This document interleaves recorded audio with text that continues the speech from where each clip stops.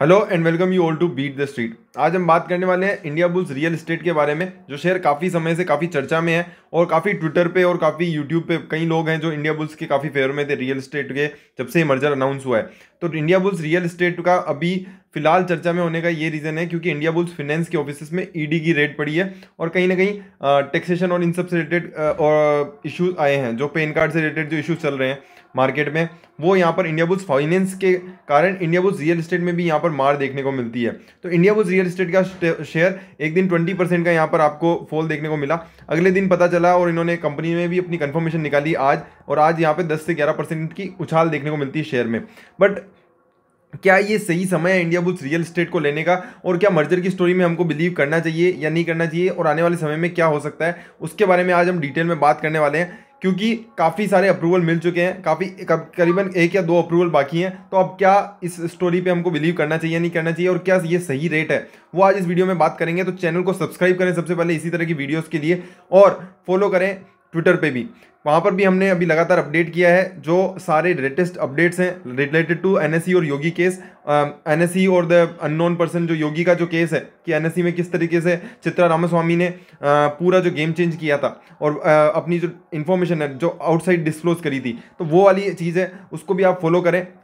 उसका भी आपको लेटेस्ट वीडियो मिलने वाला है। तो सबसे पहले बात करते हैं इंडिया बुल्स रियल एस्टेट और एम्बेसी ग्रुप की। तो इंडिया बुल्स रियल एस्टेट का जो मेजर कारोबार हुआ करता था, वो उनका जो फोकस था, वो फोकस एरिया था रेजिडेंशियल प्रॉपर्टीज। वहीं अगर हम बात करते हैं एम्बेसी ग्रुप की, तो एम्बेसी ग्रुप का मेजर कारोबार होता था कमर्शियल मतलब कि जो बिजनेस करने के लिए दिए जाते हैं B2B, जबकि रेजिडेंशियल होता है घर, जैसे आपको एज ए फैमिली आपको घर परिवार के लिए घर लेने हैं, तो उसके लिए रेजिडेंशियल प्रॉपर्टी का यूज़ किया जाता है। एम्बेसी का मेन काम था कि यार हम लीज पे देंगे, और इनका मेन काम है रीट का काम है। रीट मतलब क्या होता है, रियल एस्टेट इन्वेस्टमेंट ट्रस्ट। इसमें क्या होता है कि कंपनी लीज पे देती है और रेंटल इनकम से अपना पेट भरती है। तो इनका मेजर काम आता है बेंगलोर में। इनका जो मेजर मार्केट है वो बेंगलोर मार्केट है, जबकि इनका जो मेजर मार्केट है वो MMR और NCR है। MMR क्या होता है, मुंबई का जो मार्केट है, मुंबई मेट्रोपॉलिटन मार्केट, और NCR मतलब दिल्ली का जो मार्केट है, नोएडा वाला, और वो वाला जो एरिया है वो इंडिया बुल्स रियल एस्टेट है। और जब इनका मर्जर होगा तो कहीं ना कहीं एक बहुत ही बड़ा प्लेयर वो मार्केट में खड़ा होगा। तो वो सारी चीज़ें हैं जो इस मार्केट में निकल के आती है। अभी अगर फिलहाल मर्जर स्टेटस की बात करें, तो मर्जर का स्टेटस ये है कि कंपनी को CCI board of director, NOC Indian stock exchange से, CCI से सब अप्रूवल मिल चुके हैं। साथ ही साथ शेयर होल्डर ने 12 फरवरी को ये अपना भी अप्रूवल दे दिया है। तो आज अब अगर हम बात करें तो केवल NCLT का फाइनल रिव्यू और अप्रूवल ऑर्डर पेंडिंग है। तो ये 2 चीज़ें पेंडिंग है जो मर्जर स्टेटस को शो कर रही है। वहीं अगर हम बात करते हैं कंपनी के बोर्ड एंड मैनेजमेंट की, तो समीर गहलोत, जिनका काफ़ी नाम इनसाइडर ट्रेडिंग और फ्रॉड के केसेस में रिलेटेड है, इंडिया बुल्स फाइनेंस की भी आपको वीडियो मिल जाएगी हमारे चैनल पे, जहाँ पर हमने धनी ने किस तरीके से फ्रॉड किया वो आप जरूर चेकआउट करें, क्योंकि समीर गहलोत उस एंटिटी के भी मेन हेड हैं और मेन MD और CEO हैं। तो इन्होंने समीर गहलोत ने यहाँ से रिजाइन कर दिया इंडिया बुल्स रियल एस्टेट से, और यहाँ के जो बोर्ड और शेयर होल्डर्स हैं वहाँ से इनका प्रमोटर का डीक्लासिफिकेशन भी अप्रूव हो चुका है। तो यहाँ पर अब ये समझ में आता है धीरे धीरे कि समीर गहलोत यहाँ से निकल चुके हैं। बट अब यहाँ पर फिर भी अगर हम बात करें न्यू इंडिपेंडेंट डायरेक्टर और नॉन एग्जीक्यूटिव डायरेक्टर, तो KG कृष्णामूर्ति को लेके आए हैं जो HDFC प्रॉपर्टी वेंचर के हैं, और सचिन शाह को प्रेसिडेंट बनाया गया है। तो अब ये 2 नए बंदे आए हैं, और साथ ही साथ जो एम्बेसी ग्रुप का जो मेन हेड है जीतू वेंडानी जी, तो वो एक आदमी है जो सिंधी है, और वो यहाँ पर कहीं ना कहीं गेम चेंज कर सकता है, क्योंकि उसको पता है कि पैसे से पैसा बनाना कैसे है। समीर गहलोत का नाम काफ़ी गलत चीज़ों में जुड़ा हुआ पाया गया था। और इसके अलावा अगर हम बात करते हैं IB रियल एस्टेट की, तो वो यहाँ से अब उनके नाम पर नहीं बिकेगा, क्योंकि अब ये पूरा एम्बेसी ग्रुप के हाथ में चला जाएगा। और मर्जर होने के बाद, क्योंकि मर्जर लगभग लग रहा है कि अब कंफर्म हो चुका है कि मिल ही जाएगा, तो वो यहाँ पर चीज़ें रहेगी आने वाले समय में कि उसके कारण अब इसको कंपनी को किस तरीके का वैल्यूएशन देखने को मिलता है।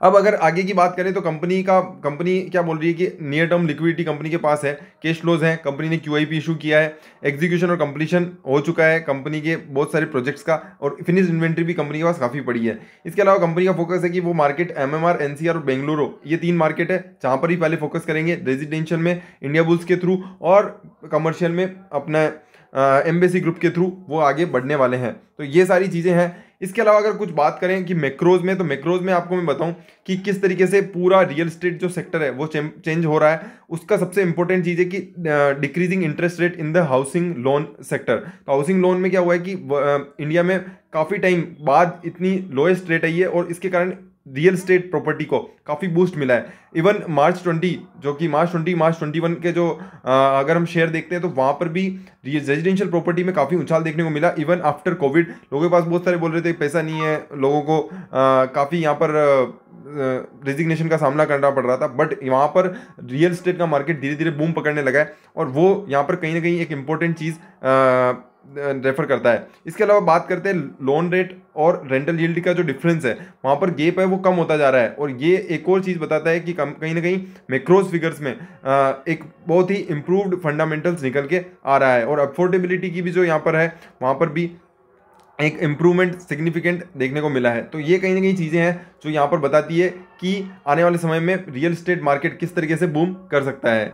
अभी आपके सामने चार्ट है जिसमें कि गेप किस तरीके से कम हो रहा है वो यहाँ पे हाईलाइट किया हुआ है कि जहाँ पर पहले रेंटल यील्ड 3.4% हुआ करती थी और 9.9% होम लोन रेट हुआ करती थी, आज वो 6.5% हो चुकी है, जो कि काफ़ी कम है। और इसके कारण यहाँ पर क्या है कि जो डिमांड है वो बढ़ती जा रही है और जो मेजर फोकस है वो यहाँ पर डेवलपर्स जो टॉप डेवलपर्स हैं उनके पास बढ़ता जा रहा है, क्योंकि आप देखेंगे कि ये डेवलपर्स का जो मार्केट है, रेरा आने के बाद ये पूरी चीज़ गेम चेंज हो चुका है और उसके कारण आप देखेंगे चेन्नई में मान लीजिए 78% डेवलपर्स हैं वो कम हो चुके हैं। और इसके कारण 2012 से 2019 की अगर हम बात देखते हैं तो करीबन 50% मार्केट शेयर जो मेन डेवलपर्स हैं, जो बड़े डेवलपर्स हैं, उनके हाथ में आता जा रहा है, जो लिस्टेड डेवलपर्स हैं उनके हाथ में आता जा रहा है।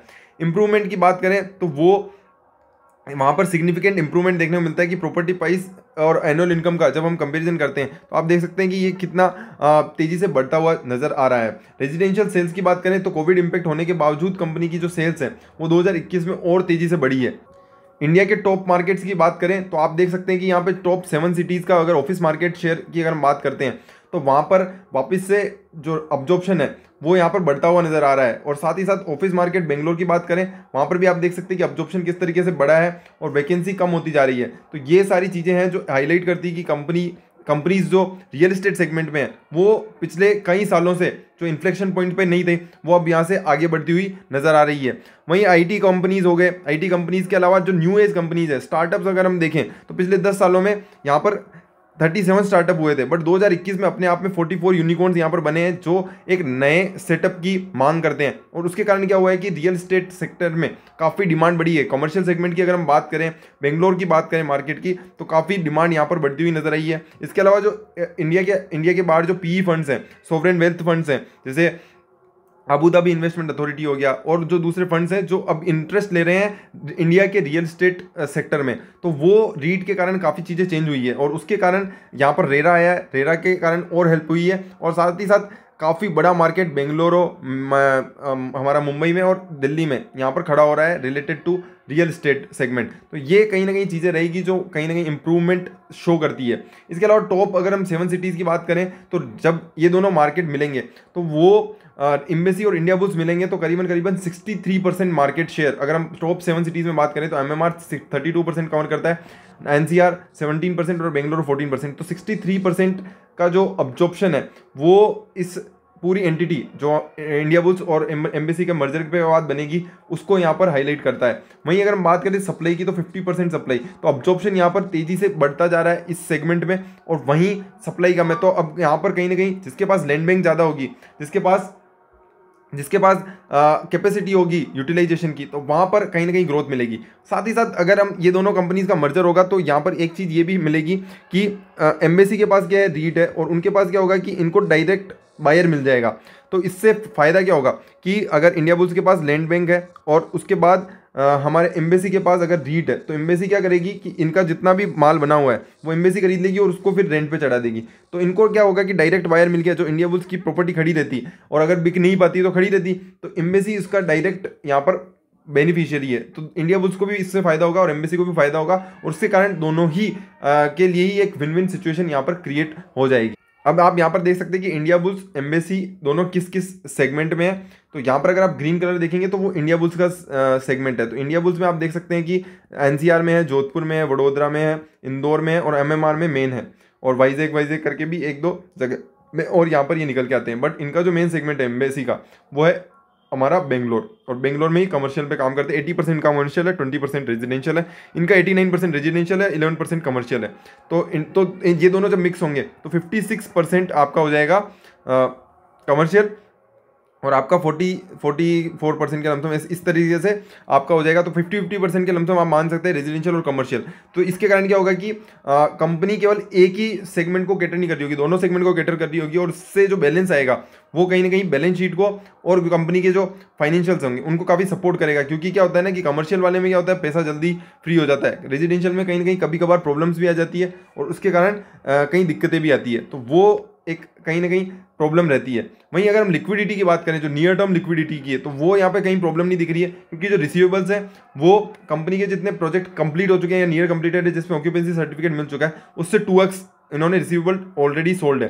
तो वो यहाँ पर कंपनी के पास ऑलरेडी पैसा है। तो पेंडिंग कॉस्ट है 521 करोड़, और आपका जो सोल्ड रिसीवेबल सोल्ड कर चुके हैं, जो पैसा अब आएगा, तो वो 1190 करोड़ है, तो करीबन 2x है। वहीं अगर हम बात करते हैं कंपनी एम्बेसी की, तो एम्बेसी ने भी 100% कवर ऑलरेडी रखा हुआ है। तो दोनों के पास करीबन लिक्विडिटी काफ़ी अच्छी खासी है, जो कंपनी की इन्वेंट्री को सेल करने में काफ़ी काम आएगी और आने वाली कॉस्ट को भी फुलफिल कर सकती है। तो ये सारी चीज़ें रहेगी। इसके अलावा जो अपकमिंग लॉन्चेस की बात करें, तो अपकमिंग लॉन्चेस में कंपनी इंडिया बुल्स के पास 5.5 मिलियन स्क्वायर फीट का एरिया है, जो कंपनी के पास ऑलरेडी अपकमिंग आने वाले समय में लॉन्च करना ही है 2023 और 2024 में। वहीं अगर एम्बेसी की बात करें तो 0.9, तो करीबन 6 पॉइंट आप कह सकते हैं 6.4 मिलियन स्क्वायर फीट का एरिया है, जो कंपनी आने वाले समय में लेकर आने वाली है। और एम्बेसी का फोकस हमेशा रहा है कि वो असेट लाइट मॉडल पे फोकस करती है। आप यहाँ देखेंगे कि सारा जो काम है वो joint development agreement, joint venture के थ्रू करते हैं, जिससे क्या होता है कि थोड़ी स्पीड फास्ट हो जाती है और आपका जो पैसा होता है केवल आप आपके पैसे पे ही रिलाई नहीं कर पाते हो। और जेवी होती है तो आपको दूसरों के जो फायदे होते हैं उनसे आपको फायदा मिलता है, और जो आपका फायदा होता है वो दोनों के लिए विन विन सिचुएशन होती है। और इससे क्या होता है कि स्पीड अप हो जाता है पूरा जो मामला है वो। तो ये दोनों चीज़ें काफ़ी हेल्प होती है। इसके अलावा अगर हम बात करते हैं कि इसके बाद जब इनका टाई अप हो जाएगा, तो उसके बाद जो रेजिडेंशियल स्टॉक है उसमें ये काफ़ी आगे आ जाएंगे। क्योंकि अगर अभी हम बात करते हैं, इनके पास 18 का लैंड बैंक है, इनके पास 11 मिलियन स्क्वायर फीट का है, तो ये हो जाता है टोटल 29 से ही आ जाएंगे 4th नंबर पे जो रेजिडेंशियल एरिया की अगर हम बात करते हैं। तो वहीं लैंड रिजर्व की बात करें तो लैंड रिजर्व में भी ये काफ़ी आगे निकल के आ जाएंगे एकर्स में। कमर्शियल प्रोजेक्ट्स में तो ऑलरेडी एम्बेसी सबसे नंबर 1 पे चल रहा है। तो ये चीज़ें हैं जो यहाँ पर हाईलाइट करती है कि दोनों मिलकर कितना बड़ा काम यहाँ पर कर सकते हैं। न्यू लॉन्चेस मैंने आपको ऑलरेडी बता दिए हैं। इनऑर्गेनिक ग्रोथ तो दोनों असेट लाइट मॉडल पे फोकस कर रहे हैं। इसके अलावा जो बोर्ड और मेंबरशिप टीम है, केजी कृष्णामूर्ति जो मैंने आपको बताया, सचिन शाह बताया, मेहुल जॉनसन, इनको सबको 20-20, 30-30 साल का एक्सपीरियंस है इन द पर्टिकुलर इंडस्ट्री, जो कि कंपनी को हेल्प करेगा आगे ग्रो करने में। वहीं कंपनी के अब हम बात करते हैं लैंड बैंक की, क्योंकि लैंड बैंक होगा तो आपको लैंड ढूंढना नहीं पड़ेगा, उसमें पैसा नहीं लगेगा, आपके पास ऑलरेडी लैंड बैंक होगा। तो अब आपको प्लानिंग करनी है और उसको पोटेंशियल अपॉर्चुनिटीज़ आएगी, तो आपको टाइम वेस्ट नहीं करना है ज़मीन देखने में, आपको केवल प्रोजेक्ट बना के देना है। तो सबसे बड़ा लार्जेस्ट बैंक, अगर ये दोनों मिल जाते हैं तो सबसे लार्जेस्ट बैंक होगा वो लैंड बैंक होगा, वो इन दोनों के पास होगा, मतलब इनकी जो मर्ज एंटिटी होगी उसके पास होगा। और उससे क्या होगी कि आपकी जो पोटेंशियल है वो और काफ़ी तेज़ी से बढ़ जाएगी, और हर लोकेशन पे, मेन लोकेशन पे, नॉर्थ, वेस्ट और साउथ में आपके पास लैंड बैंक होगा, तो आपकी जो ग्रोथ होगी वो और तेज़ी से हो पाएगी। अब जो गेम चेंजर मूवमेंट होगा वो है जितेंद्र विरवानी। जितेंद्र विरवानी क्या, उन्हें एम्बेसी ग्रुप के एमडी हैं, और वो यहाँ पर जब कंपनी के बोर्ड पे आएंगे तो इससे फ़ायदा ये होगा कि कंपनी, इनके एक तो 30 साल का एक्सपीरियंस है, दूसरा इन्होंने पूरा जो बेंगलुरु को डेवलपमेंट में अगर मैं बताऊँ आपको तो एम्बेसी ग्रुप का काफ़ी बड़ा हाथ है, क्योंकि वो ही इंडिया में सबसे बड़े कमर्शियल, आपको कह सकते हैं कमर्शियल रीट में, और आप कमर्शियल जिसमें लीजिंग में काफ़ी बड़ा नाम है एम्बेसी ग्रुप का। तो ये जब जुड़ेंगे इंडिया बुल्स के साथ तो वो कहीं ना कहीं ब्लैकस्टोन के साथ इन्होंने पहली इंडिया में स्पॉन्सर्ड रीट बनाई थी, और उसके बाद एशिया पैसिफिक में सबसे बड़ी रीट इनके पास है। इसके अलावा इनके पास मार्की इन्वेस्टर का साथ है, स्ट्रेटेजिक पार्टनरशिप की हुई है इन्होंने Blackstone, WeWork, Columbia Pacific Communities. तो इसके कारण क्या होता है ना कि इनको पैसों की कभी प्रॉब्लम नहीं होती है। और दूसरी चीज़ ये होती है कि इनके पास जो बैंकिंग रिलेशनशिप है उससे काफ़ी हेल्प होती है। आईटी ऑफिस पार्क बनाने में इनका काफ़ी एक्सपीरियंस रहा हुआ है, क्योंकि इन्होंने एम्बेसी के काफ़ी 100 एकड़ के आईटी पार्क बनाए हुए हैं बेंगलोर में। तो उसके कारण क्या होगा कि अगर मुंबई में इनको चीज़ रेप्लिकेट करनी होगी या दिल्ली में रेप्लिकेट करनी होगी एज ए इंडिया बुल्स के थ्रू, या आप कह सकते हैं कि इनके जो ऑलरेडी लैंड बैंक है उसको यहाँ पर मोनेटाइज करना होगा, तो ये बंदा कहीं ना कहीं बहुत हेल्प होगी इसके साथ। तो ये कहीं ना कहीं एक चीज़ बहुत इंपॉर्टेंट हो जाती है कि आपका जो समीर गहलोत का नाम था उसके कारण आधा डिस्काउंट, आधा शेयर तो 50% डिस्काउंट पे चलते हैं, क्योंकि वो बंदा अपने आप में ही उसके साथ कई नेगेटिविटी चीज़ें साथ चलती है। तो वो कहीं ना कहीं एक बड़ी प्रॉब्लम थी जो अब यहाँ से निकल चुकी है, क्योंकि उसको प्रमोटर से वो डीप्रोमोटाइजेशन की प्रोसेस स्टार्ट हो चुकी है। तो वो जैसे ही हट जाएंगे तो अब कंपनी बिल्कुल क्लीन चिट हो जाएगी। और जैसे ही मैं बता देता हूँ आपको, ब्लैकस्टोन और एम्बेसी ग्रुप का यहाँ पर पार्टिसिपेशन होता है। तो क्या होता है ना कि ब्लैकस्टोन एक पीई ग्रुप है, और इनके पास क्या होता है कि कभी भी अगर जैसे इंडिया बुल्स को पैसों की जरूरत थी तो पहले समीर गहलोत थे, तो उनको क्या पैसा लाना पड़ता था बैंक से, एनबीएफसी से या कोई एंटिटी से, और वो आता है महंगा। जबकि अगर आप पी फर्म्स के पास होते हो तो उनके पास पैसा होता है सस्ता, मतलब कि उनकी जो इंटरेस्ट रेट होती है 5% 6% की लमसम होती है। आप बैंक के पास जाएंगे तो मान लीजिए 8 या 9% की या 10% 12% की इंटरेस्ट रेट मिलती है। तो वो कहीं ना कहीं बहुत बड़ी प्रॉब्लम थी जो इस मर्जर के बाद काफ़ी सॉल्व हो जाएगी। पोस्ट मर्जर अगर मैं शेयर होल्डिंग पैटर्न की बात करें तो पोस्ट मर्जर जो कंबाइंड एंटिटी होगी उसमें 45% हाथ होगा एम्बेसी ग्रुप का, 26% इसमें existing share holder, institutional share holder जो इंडिया बुल्स के हैं वो रहेंगे, 10% होगा एग्जिस्टिंग इंडिया बुल्स का जो प्रमोटर ग्रुप है वो, और 19% हो जाएगा ब्लैकस्टोन। तो मेजर जो इसमें रोल रहेगा वो हो जाएगा एम्बेसी ग्रुप का, और वही यहाँ पर गेम चेंजिंग मोमेंट होएगा इस कंपनी के लिए। अभी तक शेयर में काफ़ी नीचे गिरावट देखने को मिल रही है, बट अब हम देखते हैं कि किस तरीके से चार्ट में यहाँ पर मूवमेंट देखने को मिलेगा आपको आने वाले समय में। तो ये आपके सामने पिछले 1 साल का चार्ट है जो शेयर ने जब से मर्जर अनाउंस किया है तब से भी अगर आप देखते हैं तो ज़्यादा उतार चढ़ाव यहाँ पर देखने को नहीं मिला। काफ़ी ट्विटर पे और काफ़ी जाने इसके बारे में काफ़ी पॉजिटिव थे, और हमारा पॉइंट ये था हमेशा जब से इंडिया बुल्स रियल एस्टेट में मर्जर की बात शुरू हुई है कि जब तक फाइनल अप्रूवल्स नहीं आ जाते हैं तब तक आपको देखना होगा कि क्या चीज़ें चल रही है, क्योंकि आपका कंक्लूजन केवल मर्जर पे खत्म नहीं होता है, क्योंकि बहुत सारे मर्जर फेल भी हो जाते हैं, बहुत सारी स्पेशल सिचुएशन खत्म ही नहीं हो पाती है। तो वो जो चीज़ है वो काफ़ी काफ़ी प्रॉब्लम क्रिएट करती है एज ए इन्वेस्टर। तो और अभी अगर हम देखते हैं तो शेयर 180 रुपये के लेवल को यहाँ पे टच किया था अक्टूबर नवंबर के थ्रू, और उसके बाद आप देखेंगे अभी 100 रुपये के लेवल को भी यहाँ पे ऑलरेडी 100 लेवल के नीचे को भी ब्रेकडाउन कर चुका है। अब सबसे इंपॉर्टेंट चीज़ होती है कि रिस्क जो मार्जिन ऑफ सेफ्टी होता है ना, मार्जिन ऑफ सेफ्टी क्या होता है कि आपने लिया और यहाँ पर अगर आप लेते हैं, मान लीजिए आपने यहाँ पे भी खरीदा होता 130 140 में, तो भी आज आपका 30% का नुकसान होता। जबकि अगर मार्जिन ऑफ सेफ्टी का मतलब क्या होता है कि आप अगर यहाँ पर लेते 130 120 पे तो आज आपका लॉस थोड़ा कम होता, जो यहाँ पर 140 150 में तो आज लॉस कम होता। तो मार्जिन ऑफ सेफ्टी ये बोलता है कि आप ऐसी प्राइस पे लें कि आपका रिस्क ऑफ लूजिंग वो कम से कम हो।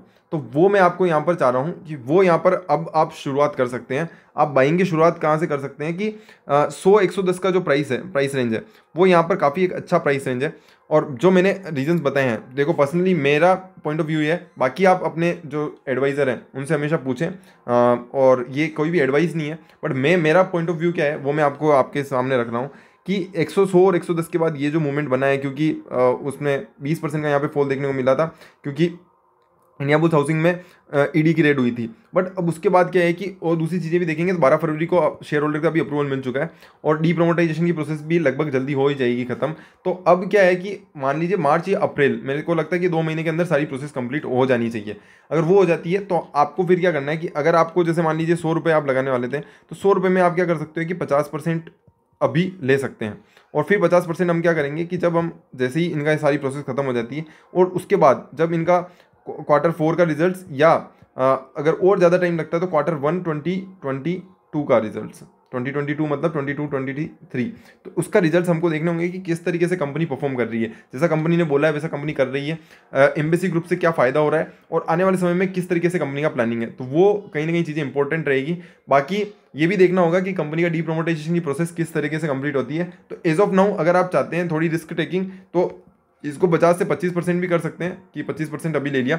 बाकी मेरा यही मानना रहेगा कि अभी एज कम्पेयर टू जो दूसरे रिस्क ले रहे थे उस कंपेयर टू रियल इस्टेट मेरे को लगता है कि काफ़ी अच्छा सेक्टर माना जा सकता है आने वाले समय में। और ये कंपनी में अब कहीं ना कहीं एक बहुत ही बड़ा एक बहुत बड़ा नीचे यहाँ पर आपको देखने को अच्छी प्राइस रेंज मिल रही है। तो अभी यहाँ पर आप एंट्री ले सकते हैं 120 रुपये के अंदर अगर आप लेते हैं तो मेरे हिसाब से मार्जिन ऑफ सेफ्टी काफ़ी अच्छी रहती है, और आपको एक अच्छा रिटर्न आपको ओवर द ईयर मिल सकता है, क्योंकि रियल एस्टेट की स्टोरी इंडिया की स्टोरी से रिलेटेड है। इंडिया ग्रो करेगा तो रियल एस्टेट ग्रो करेगा। तो थैंक यू सो मच। अगर वीडियो पसंद आया तो लाइक शेयर सब्सक्राइब करें, और कमेंट करके बताएं कि आपको वीडियो कैसा लगा और आपको किस तरह के नए वीडियोस चाहिए। Thank you so much.